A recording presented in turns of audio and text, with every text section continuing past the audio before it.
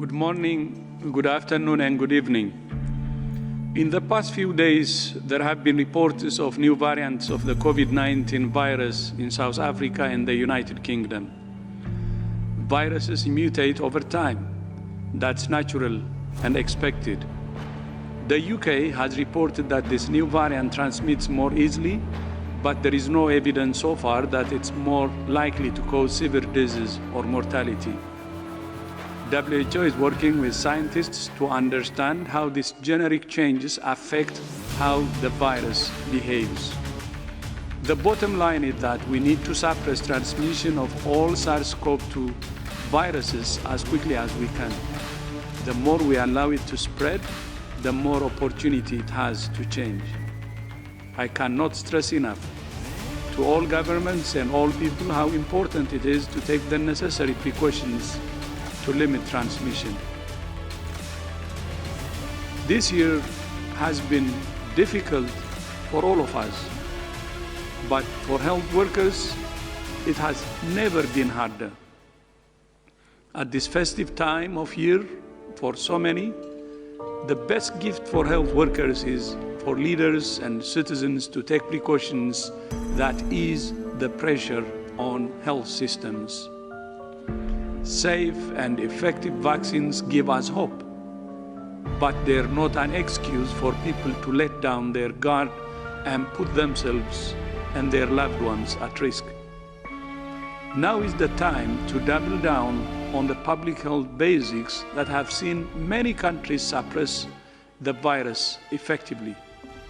There are a number of groups that continue to push a narrative that this virus only affects the old, and that with vaccines on the horizon, we can relax. COVID-19 affects children and adults in a variety of ways, and it can attack every system in the body. And a growing number of people suffer with long-term consequences of the virus. This includes neurological complications for children and adults, which are still being researched. Vaccines are offering hope for some, but I'm deeply concerned that vaccine nationalism will deprive the world's poorest and most vulnerable people of these life-saving tools. Now is the time for political commitment to be translated into action. Pledges and promises will not protect anyone unless they are realized. Last week, we announced that the COVAX facility, which is backed by 190 countries and economies, has secured access to nearly 2 billion doses of promising vaccine candidates. In the early 2021, $4.6 billion in additional funding will be needed to purchase COVID-19 vaccines for at least 20% of the population of all low and lower middle income countries. This will ensure health workers and those at highest risk of severe disease are vaccinated, which is the fastest way to stabilize health systems and economies and stimulate a truly global recovery. The 100-100 initiative of WHO, UNICEF, and the World Bank aims to support 100 countries to conduct rapid readiness assessments and develop country-specific plans within 100 days for vaccines and other COVID-19 tools. 89 countries have already completed the assessments, and our teams are working around the clock to ensure that governments and health systems are ready for global vaccine rollout. WHO has also released a new training course for health workers on COVID-19 vaccination, which is available at openwho.org.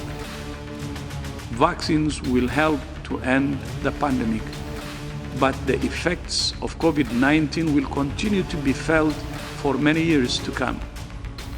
The pandemic has exploited and exacerbated the vulnerabilities and inequalities of our world, but it has also shown that in the face of an unprecedented crisis, we can come together in new ways to confront it.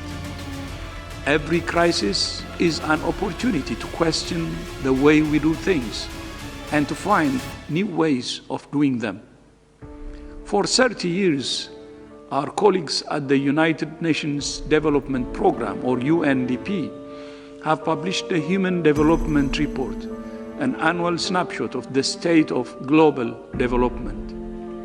UNDP has long been a critical partner to WHO, working closely on a host of health and development issues together to solve problems on the ground so that people get the services they need. The latest edition of the Human Development Report, published last week, takes an in-depth look at the COVID-19 pandemic and what it might mean for the future of development and humanity.